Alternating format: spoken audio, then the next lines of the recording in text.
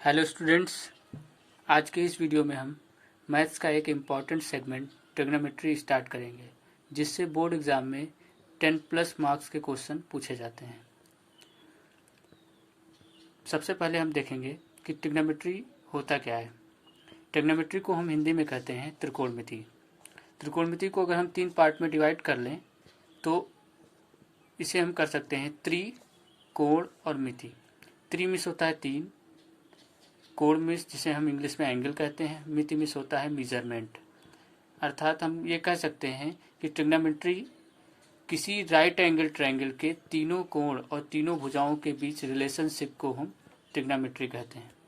इसकी डिफिनीशन हम देखेंगे। Trigonometry is a branch of mathematics in which we study about the relation between sides and angle of a right angle triangle। मतलब trigonometry math का एक branch है जिसमें हम किसी राइट एंगल ट्रायंगल के साइड्स और एंगल के बीच रिलेशनशिप को स्टडी करते हैं। इसमें हम केवल एक टाइप के ट्रायंगल के बारे में पढ़ते हैं, right angle triangle. Right angle triangle में सबसे बड़ी साइड को हम हाइपोटेनस बोलते हैं और परपेंडिकुलर और बेस 3 साइडें होती हैं। सबसे बड़ी साइड हाइपोटेनस और बाकी दोनों साइड में एक परपेंडिकुलर होता है, एक बेस होता है। अब ये डिसाइड करने के लिए कि कौन सा परपेंडिकुलर है और कौन सा बेस है, ये डिपेंड करता है कि किस एंगल के रिस्पेक्ट में हम देखते हैं। अगर हम एंगल सी के रिस्पेक्ट में देखते हैं, जिसे हम थीटा मान लें, तो एंगल के सामने वाली साइड ए बी परपेंडिकुलर होगा, जिसे हम हिंदी में लंब कहेंगे। और अगर एंगल ए को हम लेते हैं तो इसके सामने वाली साइड बी सी परपेंडिकुलर होगा। इसी तरीके से बेस की बात करें तो एंगल के नीचे वाली साइड को हम बेस कहते हैं। तो एक तरीके से हम देखें तो एंगल सी अगर लेते हैं हम, तो ए बी परपेंडिकुलर होगा और बी सी बेस होगा। इसी तरीके से अगर एंगल ए को हम लेते हैं तो एंगल ए के सामने वाली साइड बी सी परपेंडिकुलर होगा और ए बी जो होगा वो बेस होगा।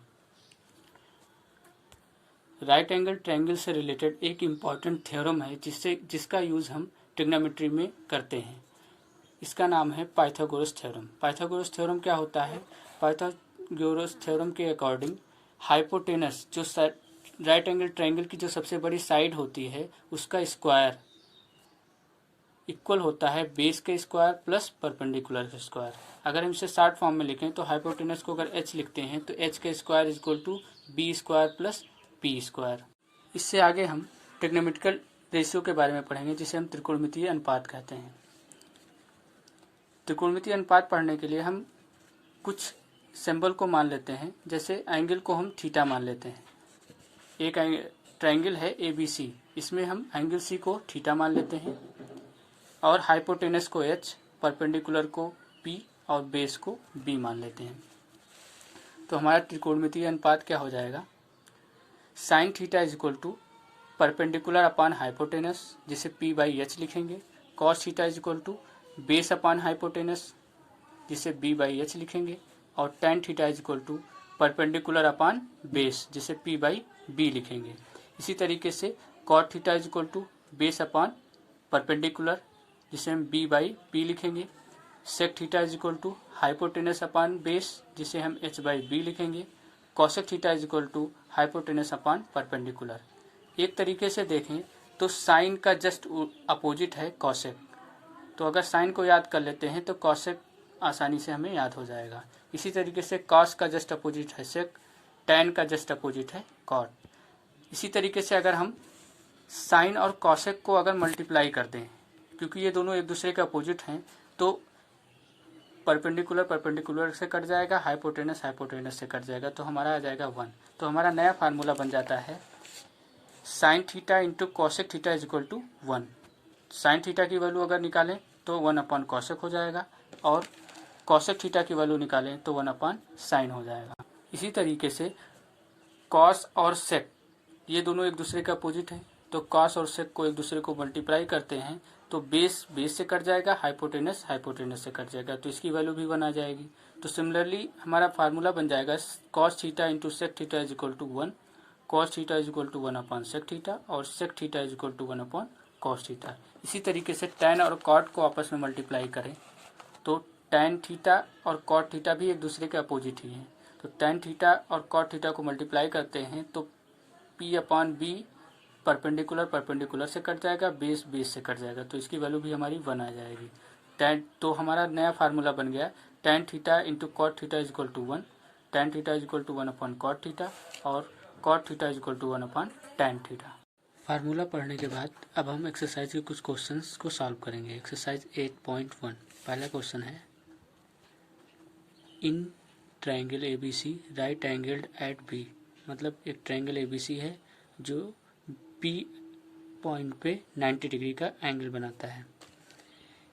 इसमें दिया गया है कि AB is equal to 24 centimetre, BC is equal to 7 और फिर डिटरमाइन करना है हमें साइन A कॉस A फिर साइन C और कॉस C। तो हमने एक ट्रायंगल बना लिया ABC, इसमें AB 24 दिया गया है, BC दिया गया है 7 और P एंगल पे 90 डिग्री का कोण बनना है। अब पहले हम हाइपोटेनस फाइंड करेंगे। हाइपोटेनस के लिए हम क्या करेंगे, पाइथागोरस थ्योरम का यूज़ करेंगे। AC का square is equal to AB का स्क्वायर प्लस BC का स्क्वायर। तो AC हो जाएगा, AC स्क्वायर है उधर जाएगा तो रूट हो जाएगा, अंडर रूट AB की वैल्यू 24 दिया गया है और BC की वैल्यू दिया गया है 7, तो 24 का स्क्वायर प्लस 7 का स्क्वायर हो जाएगा। 24 का स्क्वायर 576 और 7 का स्क्वायर 49, इन दोनों को ऐड करेंगे तो हो जाएगा 625। 625 का स्क्वायर रूट होता है 25, तो हमारा AC इज इक्वल टू हो जाएगा 25। हमें तीनों साइड पता चल गया। अब हम क्या करेंगे, साइन ए इक्वल टू होता है परपेंडिकुलर अपन हाइपोटेनस। हम देखेंगे कि ए के रिस्पेक्ट में परपेंडिकुलर हमारा होगा BC और बेस होगा AB। तो परपेंडिकुलर की वैल्यू है 7 और बेस की वैल्यू है, बेस ये हो जाएगा और हाइपोटेनस, तो हमें क्या लेना है, sine A equal to perpendicular upon hypotenuse. तो परपेंडिकुलर हमारा 7 है और हाइपोटेनस 25, तो 7/25 हो जाएगा। इसी तरीके से कॉस ए की वैल्यू बेस अपन हाइपोटेनस होता है, तो बेस हमारा 24 है और हाइपोटेनस 25। इसी तरीके से सेकंड वाला करेंगे तो हमें C निकालना है, ए के रिस्पेक्ट में नहीं लेना है। तो हम एक ट्रायंगल और बना लेंगे फिर से इसी को, ABC, AB 24, BC 7 और AC जो है 25 हमने सॉल्व करके निकाला है। इसके बाद अब हमारा साइन C के रिस्पेक्ट में देखना है, तो C के रिस्पेक्ट में AB परपेंडिकुलर और BC बेस हो जाएगा, हाइपोटेनस वही रहेगा। तो sine C is equal to perpendicular upon hypotenuse, तो परपेंडिकुलर 24 हाइपोटेनस 25, तो 24/25 हो जाएगा। Cos C is equal to base upon hypotenuse, base हमारा 7 है, हाइपोटेनस 25, तो इस तरीके से आंसर हमारा हो जाएगा 7/25। अगला क्वेश्चन हमारा क्वेश्चन नंबर 2। इसमें कह रहा है in figure find tan P minus cot R। Figure में दिया गया है PQR एक राइट एंगल ट्रायंगल है जिसमें PQ 12 सेंटीमीटर, PR जो है 13 सेंटीमीटर है। QR की वैल्यू नहीं दिया गया है। तो ये राइट एंगल ट्रायंगल है, तो पहले हम QR की वैल्यू फाइंड करेंगे पाइथागोरस थ्योरम से। तो हम QR की वैल्यू फाइंड कर सकते हैं। QR is equal to direct लिख सकते हैं PR का स्क्वायर माइनस PQ का स्क्वायर, PQ का स्क्वायर। अब हमें PR की वैल्यू दिया गया है 13 का स्क्वायर माइनस PQ दिया गया है 12 का square. QR is equal to 13 का स्क्वायर 169 माइनस 12 का स्क्वायर 144, तो माइनस करने के बाद आएगा हमारा 25, इसका स्क्वायर रूट होता है 5, तो QR की वैल्यू हमारी हो जाएगी 5 सेंटीमीटर। QR की वैल्यू 5 सेंटीमीटर आ गया। अब हम tan P और cot R की वैल्यू निकालेंगे। tan P minus cot R हमें निकालना है।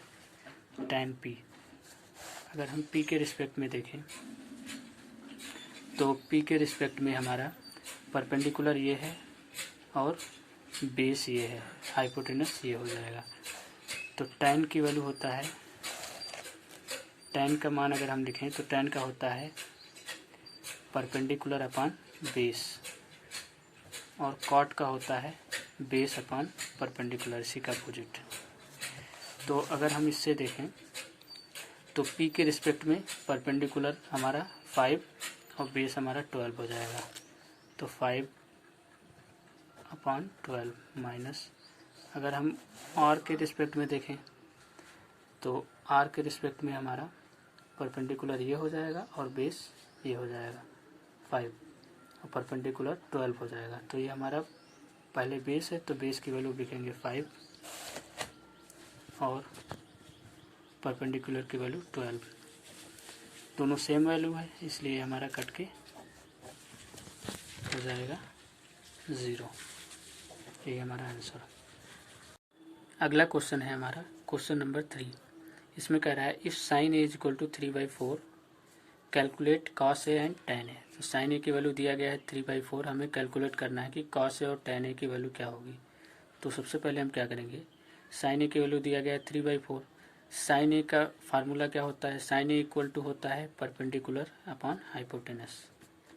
तो एक हम ट्राइंगल बनाएंगे, राइट एंगल ट्राइंगल।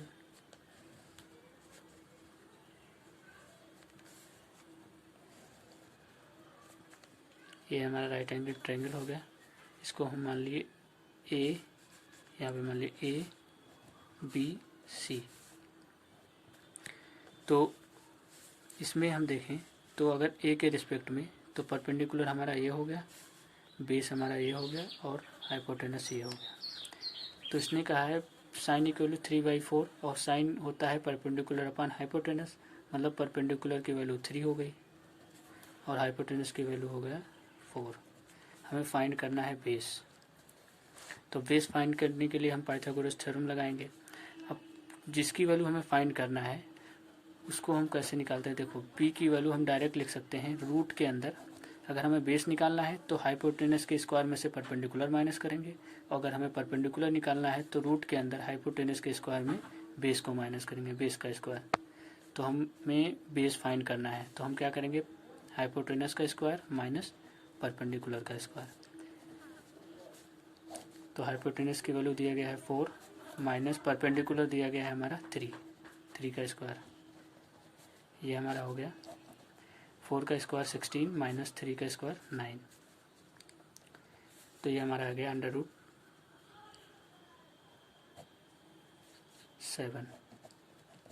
इसका स्क्वायर रूट निकलेगा नहीं, तो बेस की वैल्यू हमारा आ गया √7।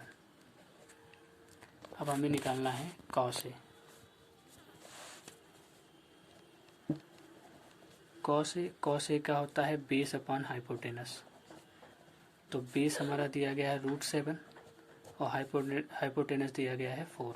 ये हमारा आंसर हो गया। इसी तरीके से tan ए निकालना है। tan ए होता है परपेंडिकुलर अपॉन बेस। तो परपेंडिकुलर की वैल्यू दिया गया है 3 और बेस का हमने सॉल्व करके निकाला है √7। ये हमारा आंसर हो गया। अगला क्वेश्चन है हमारा क्वेश्चन नंबर 4। इसमें कह रहा है given 15 cot a equal to 8। दिया गया है कि 15 cot a इक्वल टू 8 है, फाइंड साइन ए एंड सेक ए। तो हम इसे सॉल्व करेंगे। 15 cot a इक्वल टू 8 दिया गया है, तो ये इसके साथ इंटू में है, तो ये इधर आएगा तो डिवाइड में हो जाएगा। तो cot a इक्वल टू 8/15 और cot का फार्मूला होता है बेस अपॉन परपेंडिकुलर। तो एक ट्रायंगल हम बनाएंगे जैसे पिछले क्वेश्चन में किया हमने।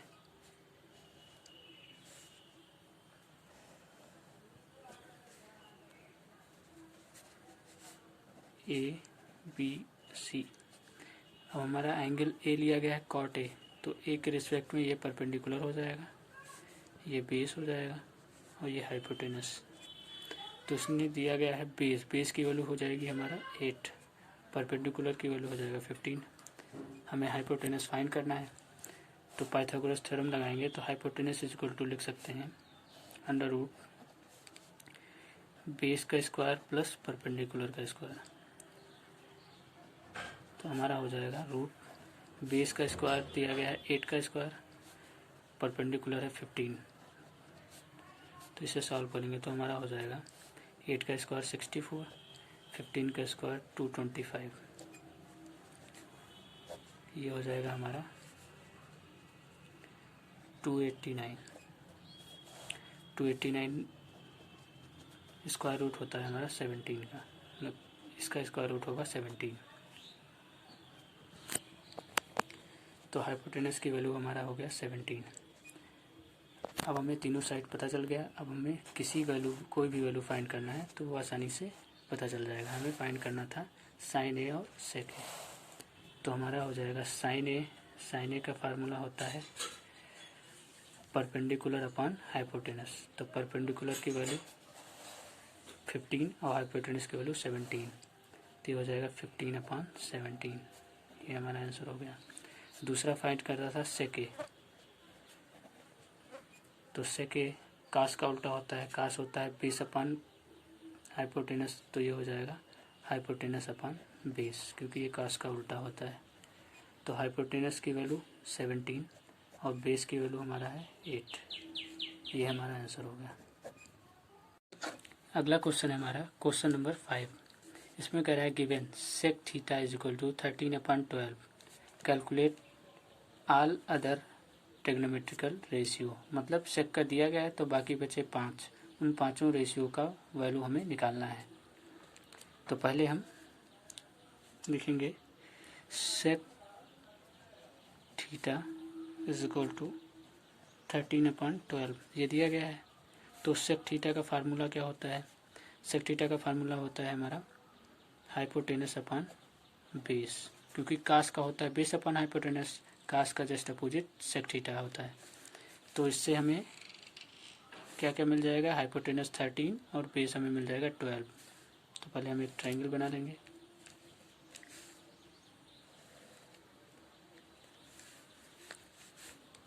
A B C. अगर हम इस एंगल को थीटा मान लेते हैं तो ये हमारा परपेंडिकुलर, ये बेस और ये हाइपोटेनस। तो हाइपोटेनस हमें दिया गया है 13, बेस दिया गया है 12, परपेंडिकुलर हमें फाइंड करना है। तो पाइथागोरस थ्योरम से परपेंडिकुलर की वैल्यू हमें निकालने के लिए क्या करते हैं कि हाइपोटेनस के स्क्वायर से बेस का स्क्वायर माइनस करेंगे और उसका रूट ले लेंगे। तो अंडर रूट के अंदर हाइपोटेनस का स्क्वायर माइनस बेस का स्क्वायर। तो हमारा हो गया हाइपोटेनस की वैल्यू 13 का स्क्वायर माइनस बेस 12 है, 12 का स्क्वायर, रूट के अंदर 13 का स्क्वायर 169 माइनस 144, यह आ जाएगा 25। इसकी वैल्यू होती है 5। तो परपेंडिकुलर की वैल्यू होगी हमारा 5। अब हमें बाकी के पांचों निकालने हैं, तो एक एक करके निकालेंगे। साइन थीटा होता है परपेंडिकुलर अपॉन हाइपोटेनस। तो परपेंडिकुलर की वैल्यू हमारा है 5 आया, हाइपोटेनस 13। इसी तरीके से cos theta base upon hypotenuse होता है। बेस की वैल्यू हमें दिया गया है 12, hypotenuse 13।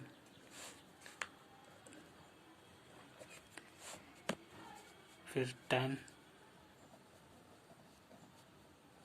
Theta perpendicular upon base, perpendicular की वैल्यू 5 और बेस की वैल्यू 12। इसी तरीके से कॉट बेस अपॉन परपेंडिकुलर, तो बेस की वैल्यू 12, परपेंडिकुलर की वैल्यू 5। अब हमारा सेक का वैल्यू पहले ही दे दिया था तो हमें निकालना है कॉसेक। कॉसेक थीटा होता है साइन का उल्टा, साइन की वैल्यू होता है परपेंडिकुलर अपॉन हाइपोटेनस। तो कॉसेक हो जाएगा हाइपोटेनस अपॉन परपेंडिकुलर, तो हो जाएगा 13/5। इस तरीके से सॉल्व हो जाएगा। अगला क्वेश्चन है हमारा question number 6। If angle A and angle B are acute angles such that cos A is equal to cos B, then show that angle A is equal to angle B। तो हमने एक right angle triangle बना लिया। इसने कहा था कि angle A और एंगल B एक्यूट एंगल है। तो एंगल A और एंगल B 90 डिग्री से कम है, एक्यूट एंगल, और एंगल सी हो जाएगा 90 डिग्री। और इसने दिया है कि कॉस ए कॉस बी के इक्वल है, हमें प्रूव करना है कि एंगल ए और एंगल बी भी इक्वल होंगे। तो cos A equal to cos B. अब कॉस ए का फार्मूला लिखें तो कॉस ए का फार्मूला होता है बेस अपॉन हाइपोटेनस। अब ए के रिस्पेक्ट में बेस हमारा हो जाएगा सी ए और हाइपोटेनस हो जाएगा ए बी। तो कॉस ए की जगह पे हम लिख सकते हैं सी ए अपॉन ए बी। इसी तरीके से कॉस बी, बी के रिस्पेक्ट में बेस हमारा हो जाएगा बी सी और हाइपोटेनस ए बी। तो यहाँ पे लिख सकते हैं B C upon A B. अब ए बी दोनों तरफ कैंसिल आउट हो जाएगा, हमारा आ जाएगा C A upon C A equal to B C. अब किसी भी ट्रायंगल में अगर दो साइड इक्वल हैं तो उसके सामने वाले एंगल भी आपस में इक्वल होते हैं। तो हम लिख सकते हैं angle A is equal to angle B. Reason में हम लिखेंगे आइसोसेलेस ट्रायंगल प्रॉपर्टी, क्योंकि आइसोसेलेस ट्रायंगल प्रॉपर्टी के अंदर ये कहा गया है कि अगर कोई भी ट्रायंगल है उसके दो साइड आपस में इक्वल हैं तो उसके अपोजिट एंगल भी इक्वल होंगे। नेक्स्ट क्वेश्चन है question number 7। If cot theta is equal to 7/8, evaluate. पहला हमें सॉल्व करना है कि 1 plus sine theta into 1 minus sine theta upon 1 plus cos theta into 1 minus cos theta, इसकी वैल्यू फाइंड करना है। दूसरा कॉट स्क्वायर थीटा की वैल्यू फाइंड करना है। तो पहले हम देखते हैं कि दिया गया है कि cot theta is equal to 7/8। तो कॉट थीटा होता क्या है? कॉट थीटा होता है बेस अपॉन परपेंडिकुलर। अब एक ट्रायंगल हम बनाएंगे।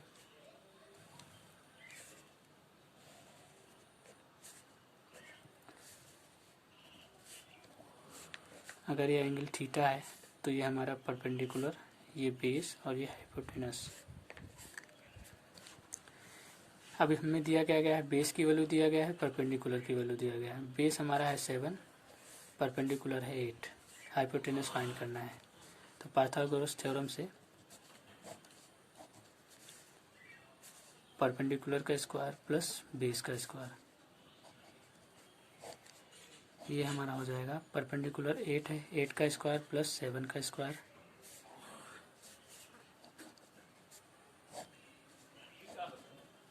(64) प्लस 7 का स्क्वायर 49, 64 और 49 इन दोनों को ऐड करने पे आएगा 9 4 3 6 4 10 113। ये हमारा आ गया 113। अब हम पहला वाला सॉल्व करेंगे। पहले हमें सॉल्व करना है 1 plus sine theta 1 minus sine theta upon 1 plus cos theta into 1 minus cos theta. अब अगर देखें तो ये एक फार्मूला लिखा हुआ है a plus B A minus B. तो a प्लस बी और a माइनस बी का फार्मूला होता है a square minus B square.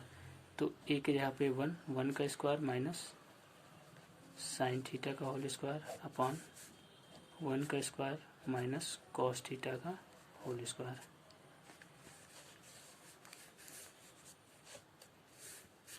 अब हमारा आगे हो जाएगा, अब साइन की वैल्यू अगर इस ट्रायंगल से निकालें तो sine theta is equal to होता है परपेंडिकुलर अपॉन हाइपोटेनस। तो परपेंडिकुलर अपॉन हाइपोटेनस का मतलब 8/113 रूट में। तो हम लिख सकते हैं 1 का स्क्वायर 1 होगा और साइन की वैल्यू 8/113 रूट के अंदर स्क्वायर लगा है तो स्क्वायर लगा देंगे। इसी तरीके से 1 माइनस कॉस की वैल्यू बेस अपॉन हाइपोटेनस होता है 7/√113 का होल स्क्वायर। अब इसे हम सॉल्व करेंगे तो 1 वैसे रहेगा, 8 का स्क्वायर 64, इसका स्क्वायर होगा तो रूट हट जाएगा 113 अपन में 1 कर लेंगे। सिमिलरली इसे भी 7 का स्क्वायर 49 अपॉन 113 क्रॉस मल्टीप्लाई होगा 113 माइनस 64 अपॉन 113 माइनस 49 अपॉन 113, ये इससे कैंसिल आउट हो जाएगा। इसको माइनस करेंगे तो ये आएगा 49, ये आएगा 64, ये हमारा आंसर हो जाएगा। सेकंड वाला कॉट स्क्वायर थीटा। अब कॉट थीटा की वैल्यू हमें दिया गया है 7/8, तो कॉट थीटा इसको हम लिख सकते हैं कॉट थीटा का होल स्क्वायर। तो कॉट थीटा की वैल्यू 7/8, इसका होल स्क्वायर, तो इसकी वैल्यू आ जाएगी 49/64। अगला क्वेश्चन है question number 8। If 3 cot A is equal to 4, check whether 1 minus tan square A upon 1 plus tan square A is equal to cos square A minus sin square A or not। मतलब ये बताना है कि इसकी value इसके equal होगी या नहीं। तो हम चेक कर लेते हैं उसी तरीके से जैसे दिया गया है 3 cot A is equal to 4, तो cot A is equal to हम लिख सकते हैं 4/3। ट्राइंगल बनाएंगे,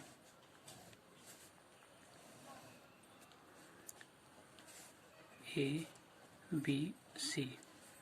ए के रिस्पेक्ट में कॉट ए की वैल्यू होती है base upon hypotenuse, base upon perpendicular, base upon perpendicular. तो बेस की वैल्यू 4, परपेंडिकुलर की वैल्यू 3 और हाइपोटेनस की वैल्यू हमें फाइंड करना है।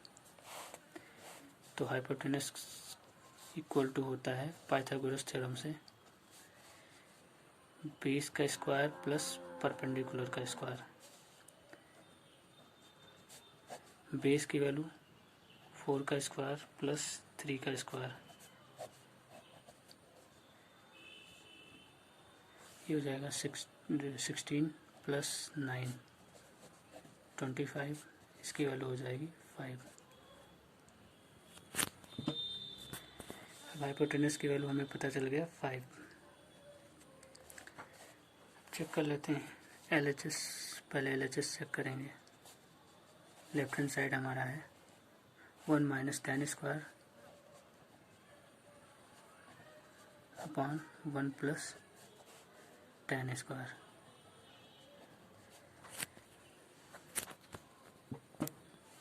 वन माइनस tan की वैल्यू होता है परपेंडिकुलर अपॉन बेस 3/4 का होल स्क्वायर, स्क्वायर लगा हुआ है।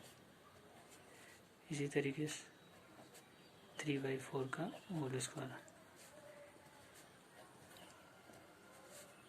9/16,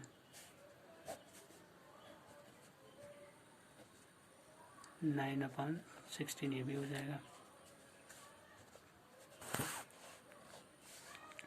क्रॉस मल्टीप्लाई 16/9, 16 माइनस 9/16। इसी तरीके से इसमें भी 16 प्लस 9/16 ऊपर आएगा 7/16, 25/16, 7/25। LHS की वैल्यू 7/25। RHS अब चेक करेंगे। RHS हमें निकालना है cos स्क्वायर ए माइनस साइन स्क्वायर ए। तो cos की वैल्यू हमारा दिया गया है, cos का होता है बेस अपॉन हाइपोटेनस, तो बेस हमारा है 4 अपॉन हाइपोटेनस 5। साइन का होता है परपेंडिकुलर अपॉन हाइपोटेनस 3/5। 16/25 माइनस 9/25, इसको माइनस कर लेंगे, बेस सेम है 16 माइनस 9,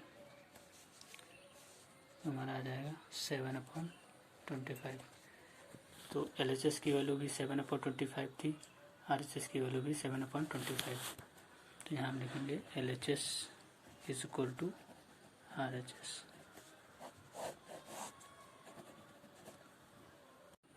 अगला क्वेश्चन है question number 9। In triangle ABC right angle at B, मतलब एक ट्राइंगल ABC है जिसका पॉइंट B पर 90 डिग्री एंगल बन रहा है। If tan A is equal to 1/√3 find the value, फिर हमें ये वैल्यू फाइंड करना है। तो पहले हम एक ट्रायंगल बनाएंगे।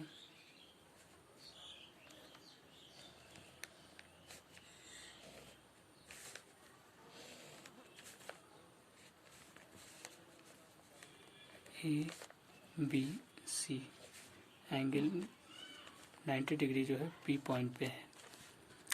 अब इसने कहा है कि tan A is equal to 1/√3। तो tan A का फार्मूला होता है, tan का फार्मूला होता है परपेंडिकुलर अपॉन बेस। तो परपेंडिकुलर की वैल्यू, अब A के रिस्पेक्ट में बात करें तो ये परपेंडिकुलर होगा, परपेंडिकुलर की वैल्यू 1, बेस की वैल्यू √3। हाइपोटेनस हमें फाइंड करना है पहले। तो हाइपोटेनस पाइथागोरस थ्योरम से हाइपोटेनस की वैल्यू हो जाएगी √ परपेंडिकुलर का स्क्वायर प्लस बेस का स्क्वायर, 1 का स्क्वायर प्लस √3 का स्क्वायर। 1 का स्क्वायर 1 होगा, √3 का स्क्वायर करेंगे तो 3 आएगा, √3 और 1 4, 4 का स्क्वायर रूट 2। तो हाइपोटेनस की वैल्यू 2 हो जाएगी। अब हमें फाइंड करना है sin A cos C plus cos A sin C। sin A अब A के रिस्पेक्ट में देखेंगे और जब C रहेगा तो C के रिस्पेक्ट में देखना है। पहले sin A, तो साइन की वैल्यू होता है परपेंडिकुलर अपॉन हाइपोटेनस। तो A के रिस्पेक्ट में परपेंडिकुलर 1 और हाइपोटेनस 2, तो sin A की वैल्यू हम लिखेंगे 1/2। इसी तरीके से cos A cos C, अब C की रिस्पेक्ट में बात करें तो cos की वैल्यू होता है बेस अपॉन हाइपोटेनस। तो C के रिस्पेक्ट में C के सामने वाला परपेंडिकुलर, तो परपेंडिकुलर √3, बेस हमारा 1 और हाइपोटेनस 2। तो बेस अपॉन हाइपोटेनस लिखना है तो 1/2। cos C की वैल्यू भी हो जाएगी 1/2 प्लस cos A की बात करें तो फिर एंगल A के रिस्पेक्ट में परपेंडिकुलर ये हो जाएगा, बेस ये हो जाएगा। तो बेस अपॉन हाइपोटेनस होता है cos का, तो बेस की वैल्यू √3, हाइपोटेनस 2। तो यहाँ पे लिखेंगे √3/2 इंटू साइन ए। अब साइन ए के रिस्पेक्ट में साइन सी होगा, यहाँ पे साइन सी होगा, और यहाँ क्वेश्चन में दिया गया साइन सी। अब साइन सी के रिस्पेक्ट में देखें तो सी के रिस्पेक्ट में साइन की वैल्यू होती है परपेंडिकुलर अपॉन हाइपोटेनस, और सी के रिस्पेक्ट में बी ए जो होगा √3 ये परपेंडिकुलर होगा और हाइपोटेनस 2। तो परपेंडिकुलर अपॉन हाइपोटेनस मतलब √3/2 यहाँ भी होगा। तो हमारा वैल्यू आ जाएगा ये 1/2 सॉरी 1/4, और ये हो जाएगा √3 का √3 से होगा 3/4। बेस सेम है तो ये 3 1 4 4/4 ये हो जाएगा 1। ये हमारा आंसर हो गया। सेकंड वाला इसी तरीके से, सेकंड हमें करना है cos A cos C sin A sin C। cos A cos C minus sin A sin C। तो पहले cos की वैल्यू निकाल लें। cos की वैल्यू, cos यहाँ पे हमने cos A और cos C दोनों की वैल्यू निकाली है। cos A की वैल्यू √3/2, cos C की वैल्यू 1/2। तो यहाँ लिखेंगे cos A √3/2, cos C 1/2 minus sin A sin C की वैल्यू, sin A की वैल्यू 1/2 और sin C की वैल्यू √3/2। यहाँ भी हो जाएगा 1/2 √3/2। तो यहाँ पे √3/4 माइनस √3/4 ये हमारा हो जाएगा 0। अगला क्वेश्चन है हमारा question number 10। In triangle PQR right angle at Q और दिया गया है PR plus QR is equal to 25, PQ is equal to 5 centimetre. तो डिटरमाइन करना है the value of sine P, cos P, tan P. तो हम पहले क्या करेंगे, एक ट्रायंगल बना लेंगे पी क्यू आर के ऊपर 90 डिग्री का एंगल बनना है। अब हम क्या करेंगे, पी क्यू की वैल्यू 5 सेंटीमीटर दिया गया है और P R plus Q R की का सम दिया गया है। तो अगर Q R is equal to हम एक्स मान लें तो P R is equal to हो जाएगा 25 माइनस एक्स। तो हम पाइथागोरस थ्योरम अगर लगाएं तो पी आर का square is equal to Q R का स्क्वायर प्लस पी क्यू का स्क्वायर। तो पी आर की वैल्यू 25 माइनस एक्स का whole square is equal to x square plus 5 square. इसको हम कर सकते हैं ए माइनस बी का होल स्क्वायर 25 का square plus x square minus 2 into 25 into x. ये हो जाएगा एक्स स्क्वायर और ये हो जाएगा 25 का स्क्वायर। 25 का square 625 plus x square minus 50x is equal to x square plus 25। X square से एक्स स्क्वायर कैंसिल आउट हो जाएगा। 625 इसको इधर लाएंगे माइनस में और उधर जाएगा तो प्लस में हो जाएगा। इसको माइनस करेंगे तो हमारा आएगा 600 is equal to 50x। 50x is equal to 600, x is equal to 600 upon 50। तो x की वैल्यू 12 हो गया। तो x की वैल्यू अगर 12 है तो हम क्यू आर को हमने x माना था तो x की वैल्यू 12, तो पी आर की वैल्यू 25 माइनस 12 हो जाएगा 13 सेंटीमीटर।